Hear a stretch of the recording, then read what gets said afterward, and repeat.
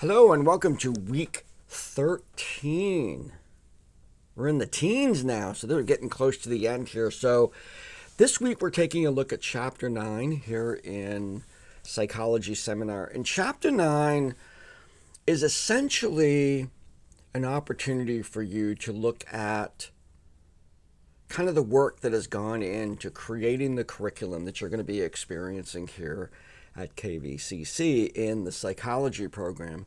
And what that is when I was designing all of the course books, I was looking toward external sources to guide the learning outcomes, or essentially to set up what you're supposed to learn in the first 2 years of a psychology degree. And I used two sources for that. The first is the American Psychological Association publishes a guide for what individuals graduating with a bachelor's degree in psychology should know. I took those guidelines and I applied them to the first 2 years of the degree program. That doesn't mean that you're missing half of them. I took those same guidelines and made sure that we covered them at least in part across the curriculum that you're required to take here at KVCC.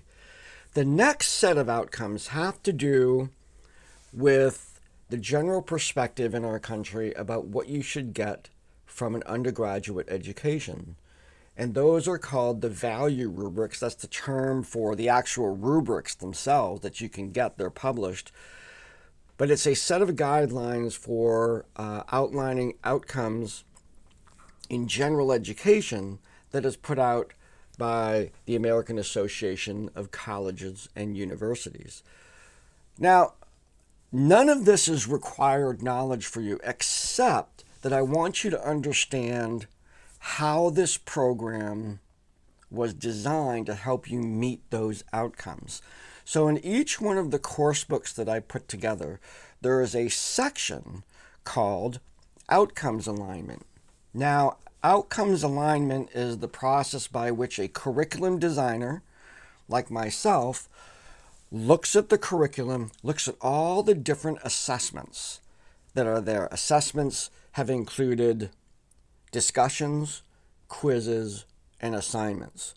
So I list all those, and then I explore each discussion, each quiz, and each assignment. How do they meet the guidelines of both the value rubrics and the expectations from the American Psychological Association? So for every single assessment, all the assignments, all the discussions, and all the quizzes, I've placed them in the categories for the outcomes that they generally address. So every single assessment that you're going to do in this program, in the psych classes, is aligned to these outcomes.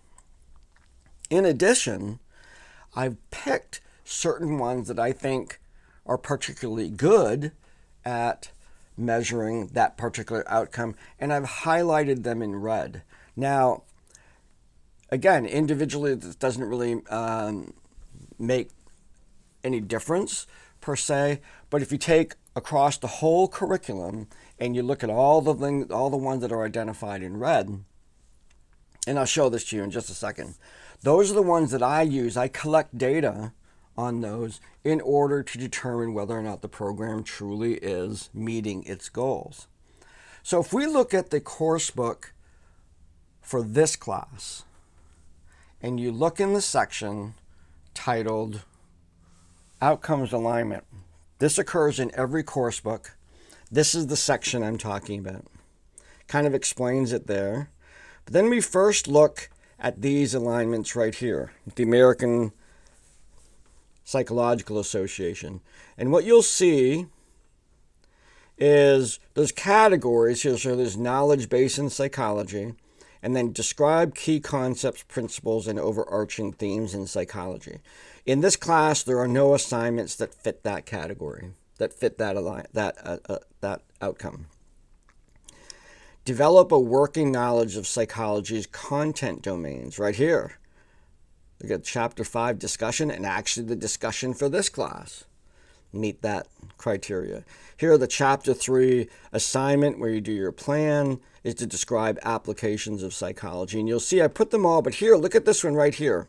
In terms of applications of psychology, the one that I picked in this class, Chapter 10 assignment, is the one I feel is the most significant of all these assignments toward the outcome of describe applications of psychology.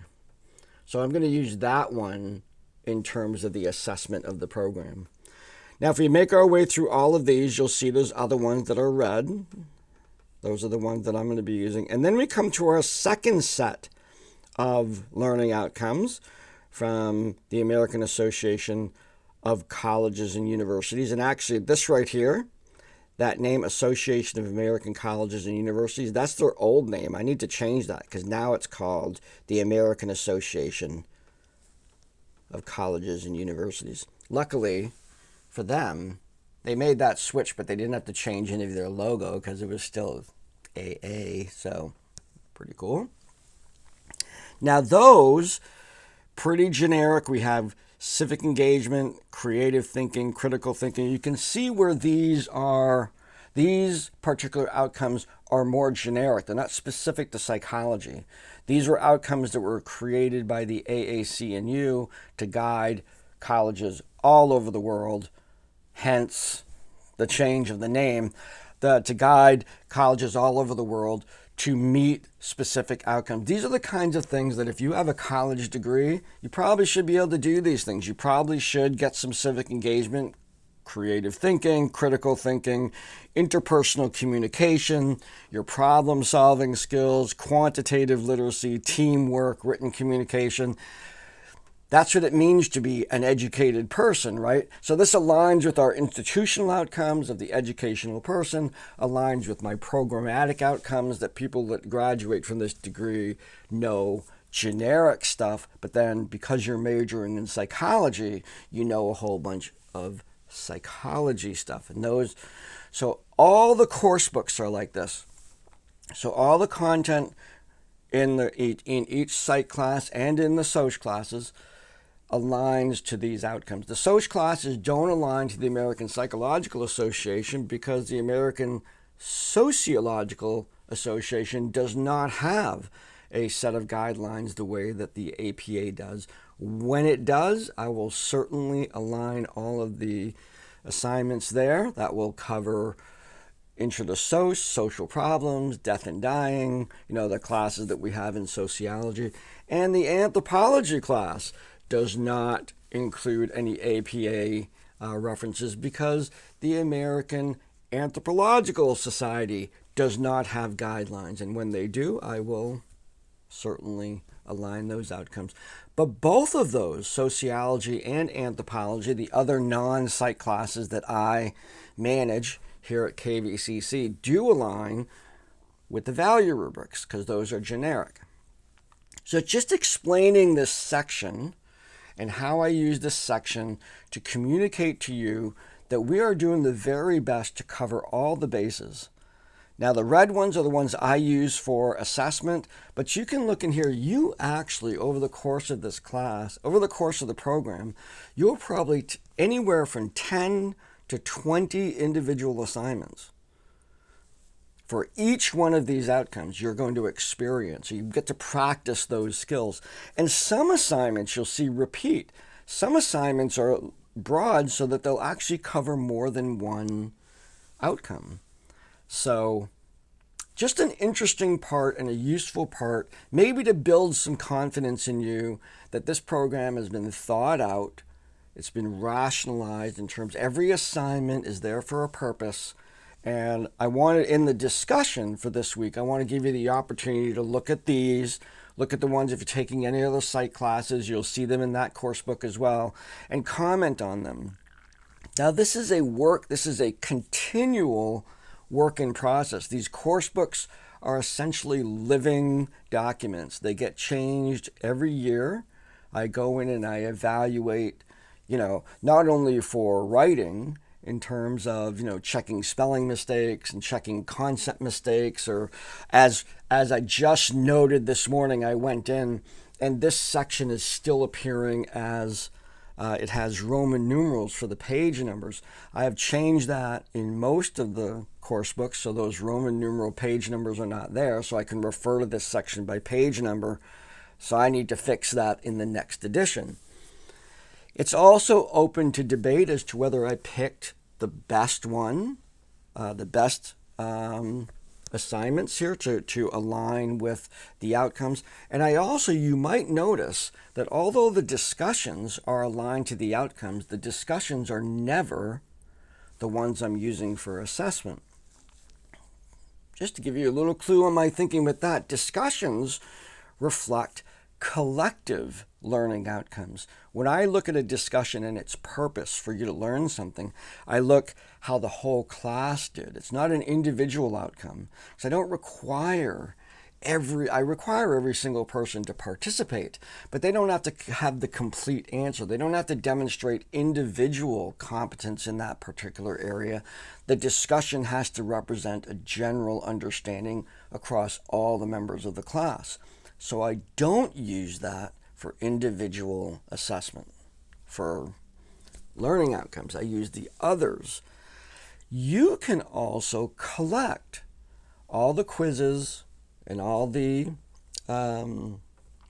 assignments, particularly the red ones, and you can actually create a portfolio if you wanted, aligning all of your assignments to all the different learning outcomes. I've always thought it would be neat to have that as a systemic aspect of this program. It's pretty hard to do if I'm going to help everybody do it, but as an individual, you are certainly free to make copies of those particular assignments as demonstrations of your competence throughout the program that you can present to an employer. I mean, not only do you have a degree in psychology, but look how good I did on all these specific learning outcomes.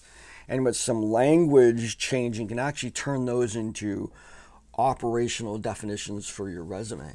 So cool stuff. So this whole week is to take a look at these, take a look at the actual how they align, and giving me some feedback on that. If you think they're, how has this worked for you? Do you see the rationale in it? Just a kind of a general discussion. We also have a special assignment discussion, and that has to this is a really sort of, it was pivotal for me. So I wanted to make sure we had a discussion with this. And the essential notion is intelligibility versus reductionism. And as human beings who like mystery, they like the romantic view of the world, that there is magical worlds and stuff like that. And I'm talking philosophically without really giving you an introduction to that. But sometimes when we reduce things scientifically, it kind of takes the fun out of it.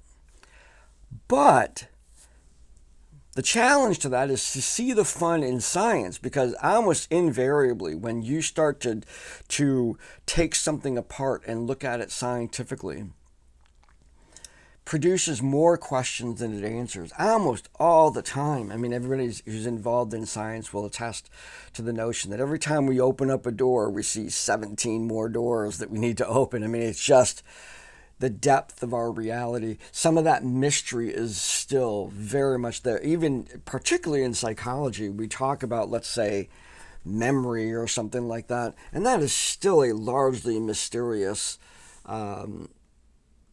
process that we go through, that we don't understand most of it. There's still lots to discover, still lots of fascination and amazement about the human brain and whatnot. So, but there is a fear sometimes to take that logical route, because it sort of takes away from the sort of really comfortable, maybe simplistic, maybe childlike mystery. I talk in there about the death of childhood, and when the mysterious, magical aspects of the world, such as Santa Claus and the Easter Bunny and all that, sort of go away, and we realize the world is real and some of those things are not. But yet science, rather than being the bucket of water that we throw on that fire, can actually be a fire in itself that science becomes a really, really interesting way to continue to view these mysteries. And so what I'm asking you to do is to think about your own belief systems and what would happen, how would it feel if science was really, proved that wrong or proved it, whatever. And it could be anything. It could be religious. As a Christian myself, science is very much, my siblings are, the science doesn't support this, blah, blah, blah. And, contemplating that as a scientist, but then also as a person of faith, how do I balance those things and face that challenge? And so, well, you could be much lighter about that. You can think that there's no aliens out in the world, but then what if they showed up? And you'd be like mind blown for that. Or what if you believe that there are aliens and then we had irrefutable evidence that there were not? Those kinds of, you can choose any sort of belief system and sort of grapple with the idea of what if science came up to it and kind of bumped up against it. It could be just daily things like, I think that if I go, the common one, if I go to school, if I go to college, I'm going to be very successful. The statistics say yes, but that doesn't necessarily mean you will be. How do you then deal with the fact that you invested a whole lot, but yet circumstances have led to a situation where you're not any more successful than you were before? That whole range, when evidence comes against your belief system, how do you deal with that? Because one of the most important skills of critical thinking is being able to weigh the evidence and in some occasions make choices about adapting your belief systems. So there really is sort of a challenge to our value systems, to what we think is true and whatnot when we're going through the academic process. And this is really Pinker's really taking a deep dive into these challenges that we have to take old ideas and just say, are those still useful for me right now? Do those still work? Is it completely 100%? Do I need to move in a particular direction because the evidence is really telling me that what I was thinking is not necessarily correct? So this can be a deep challenge, and I encourage you to take on things that are near and dear for you, beliefs that you have, and how do you deal with it? How do you deal with the balance of evidence versus, in my case, faith? And those two challenges, and can you find a comfort place? Do you have to give up on one? Do you feel you have to give up one? Pressure to give up on one?